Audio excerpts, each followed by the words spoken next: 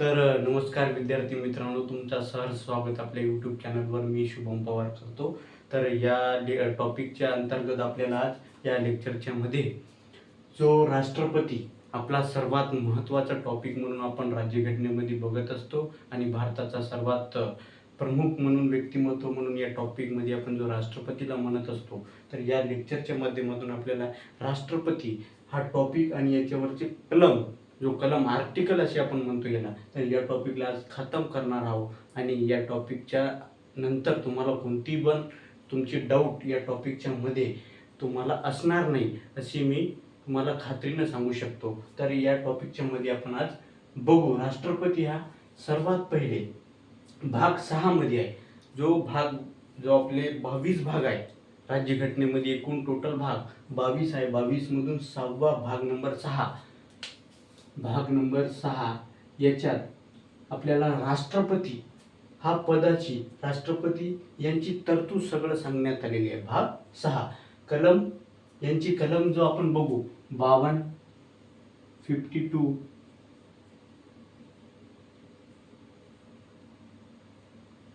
52 ते 61 म्हणजे 52 ते 61 या आर्टिकलच्या अंतर्गत आपल्याला राष्ट्रपती याचे कलम आणि यांची सर्व कार्याची माहिती आपल्याला बघायला मिळते. तर सर्वात पहिले आर्टिकल 52 याच्या अंतर्गत आपल्याला राष्ट्रपतीचे कार्य काय दिसते, तर आपण सर्वात पहिले बघू.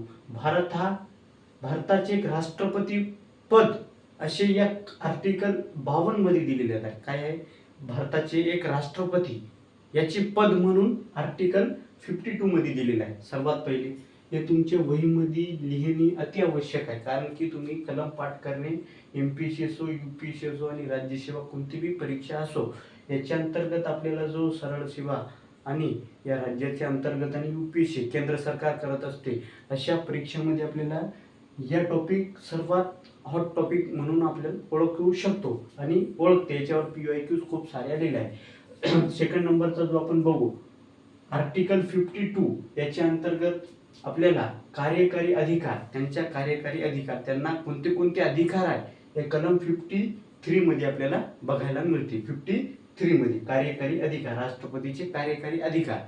आणि 54 याच्या अंतर्गत आपल्याला निर्वाचित गण म्हणजे 54 या आर्टिकलच्या अंतर्गत आपल्याला निर्वाचित गण म्हणजेच तुम्हाला मी सांगतो राष्ट्रपती याची निवडणूक प्रक्रियामध्ये कोण कोण पार्टिसिपेट होते, कोण कोण मतदान देऊ शकते, या व्यक्तीला आपण निर्वाचित असे गण म्हणतो. म्हणजे याच्यामध्ये कोण कोण देऊ शकते, याच्यात विधानसभाचे निर्वाचित सदस्य,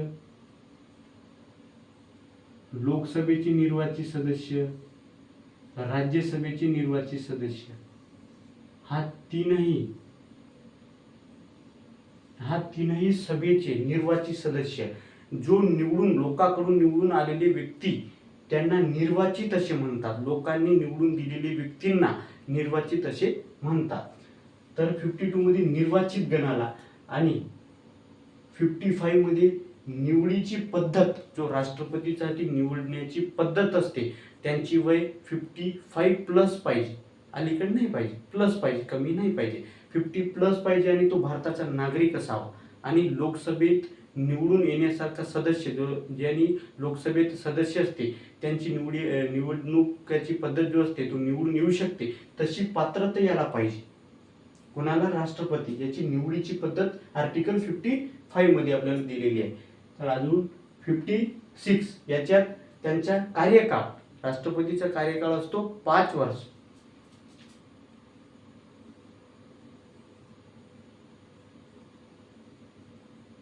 राष्ट्रपतीचा जो कार्यकाळ आपण बघतो तर त्यांचे कार्यकाळ आपल्याला 56 या आर्टिकल मध्ये आपल्याला दिलेला आहे.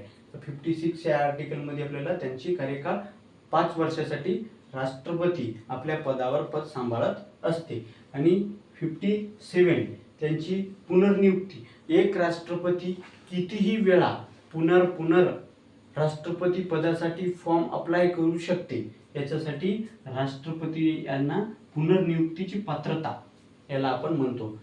असा राष्ट्रपती जो भारतात सर्वात पहिले डॉक्टर राजेंद्र प्रसाद आहे आणि त्यांनीच फक्त भारतात 2 वेळे राष्ट्रपती पद स्वीकार केलेले आणि भूषवलेले आहे 2 वेळेस. कोण आहे? राष्ट्रपती. सर्वात जास्त राष्ट्रपती पद धारण करणारे व्यक्ती म्हणजे डॉक्टर राजेंद्र प्रसाद.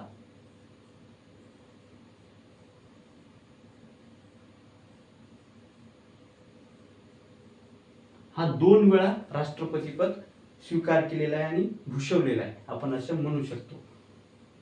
आर्टिकल 58 त्याची पात्रता आपल्याला आर्टिकल 58 मध्ये त्याची जो राष्ट्रपतीची पात्रता बघायला मिळते.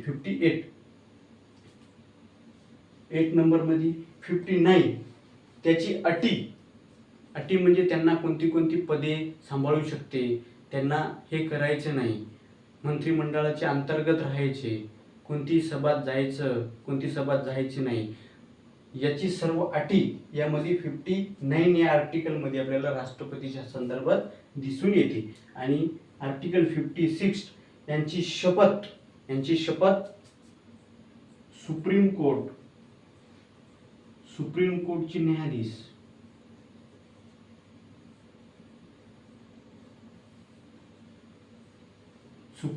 न्यायाधीश त्यांची शपथ देत असते. कोण देत असते? शपथ देत असते सुप्रीम कोर्टचे न्यायाधीश. आर्टिकल 60 म्हणजे 60 या आर्टिकल मध्ये आपल्याला बघायला मिळते. आणि 61 या आर्टिकल मध्ये महाभियोग प्रक्रिया म्हणजे त्यांना पदावरून काढण्याची पद्धत याला म्हणते महाभियोग म्हणजेच त्यांना राष्ट्रपतीला आपल्या पदावरून त्याला काढावं लागते, काढते, यालाच आपण महाभियोग अशी पद्धत अशी म्हणतो. तर या लेक्चरच्या माध्यमातून तुम्हाला मी या राष्ट्रपतीची कलम जो भाग 6 52 ते 61 52 ते 61 या आर्टिकल सगळं बघितलेलं सविस्तर. याची नोट्स तुमच्या वहीमध्ये तुमच्या पेजवरील लिहून तुमच्या ज्या तुम्ही स्टडी करता त्या ठिकाणी त्याला लिहून तिथं पाठ करण्यासाठी ठेवावे. आणि याला निरंतर तुम्ही घडी जर रिव्हिजन केला पुन्हा तर तुम्हाला हे टॉपिक तुमचा कव्हर होईल आणि तुमची सर्व जे यांची आर्टिकल आहे तुमच्या तोंडपाठ असणार. ह्याच लेक्चर बघण्यासाठी तुमचा धन्यवाद. आणि असेच लेक्चर बघण्यासाठी आपल्या चॅनलला सबस्क्राईब करा, लाईक करा, शेअर करा.